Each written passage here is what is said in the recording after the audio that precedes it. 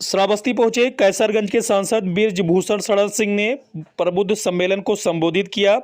यहां पर उन्होंने 289 भिनगा विधानसभा की बीजेपी प्रत्याशी पदम सिंह चौधरी के लिए वोट भी मांगा। सांसद कैसरगंज ने कहा कि मोदी और योगी सरकार में परिवर्तन आया है। ये परिवर्तन अगर देखना है तो गांव चलना पड़ेगा। गांव के स्कूलों की बदली तस्वीर देखनी होगी और लोगों को निःशुल्क मिल रहे राशन को देखना होगा। वहीं सांसद ने कांग्रेस पार्टी पर निशाना साधते हुए कहा कि कांग्रेस पार्टी वंशवाद पार्टी है, जहां पर एक ही परिवार को लोगों को प्रमुख पद मिलते हैं। कांग्रेस पर आरोप लगाते हुए कहा कि कांग्रेस अपने आप को सेकुलर पार्टी कहती है। कितनी बड़ी गलती की है, ये कितनी बड़ी गलती कर रहे हैं, क्योंकि जिन्ना चला गया लेकिन जिन्ना की जड़ को पानी और खाद देने का काम ये अभी कर रहे हैं।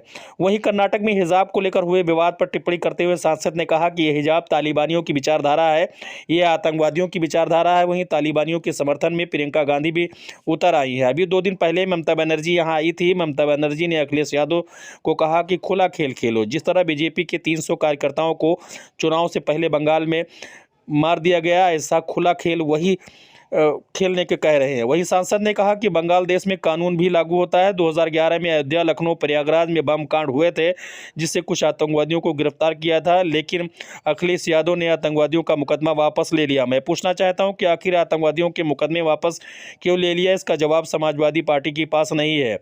उन्होंने कहा कि समाजवादी पार्टी का कोई भी एक विधायक जीता तो उसकी जीत का सेहरा किसी कुर्मी, किसी हिंदू, किसी व्यापारी के सर पर नहीं, बल्कि एक रमजान के सर पर बंधेगा। वहीं राष्ट्रपिता गांधी जी पर भी टिप्पणी करते हुए कहा कि आज देश में मुसलमानों के 57 देश हैं, लेकिन हिंदुओं का एक भी देश नहीं है, क्योंकि गांधी जी ने एक देश नहीं बनने दिया। जो वीर सपूत थे उनका इतिहास से नाम तक गायब कर दिया।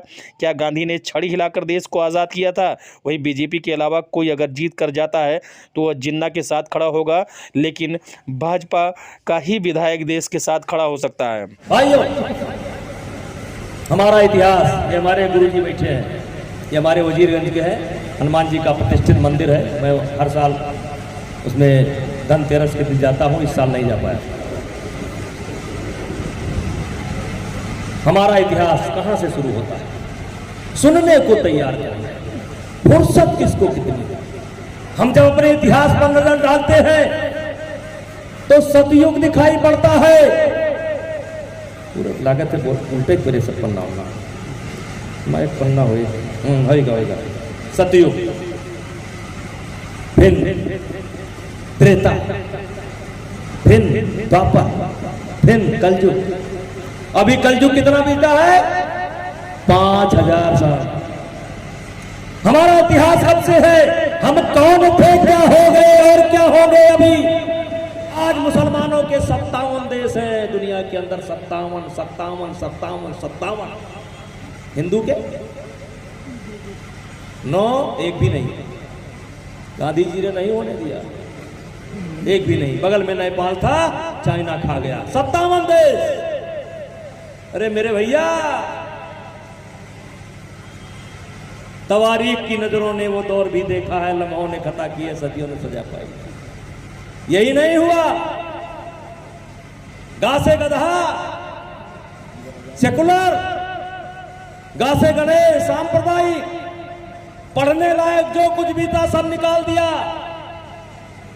राणा की पुतली फिरी नहीं तब तक चेतन मुड़ जाता था, इतिहास से गायब।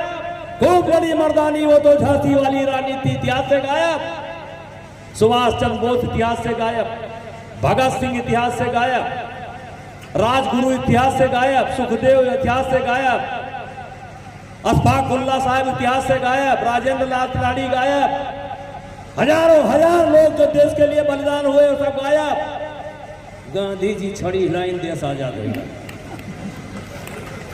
गांधी जी छड़ी हिलाइन, देश आजाद हो गया। हम कौन थे, क्या हो गए और क्या होंगे। आओ मिलकर के विचारें ये समस्याएं सभी।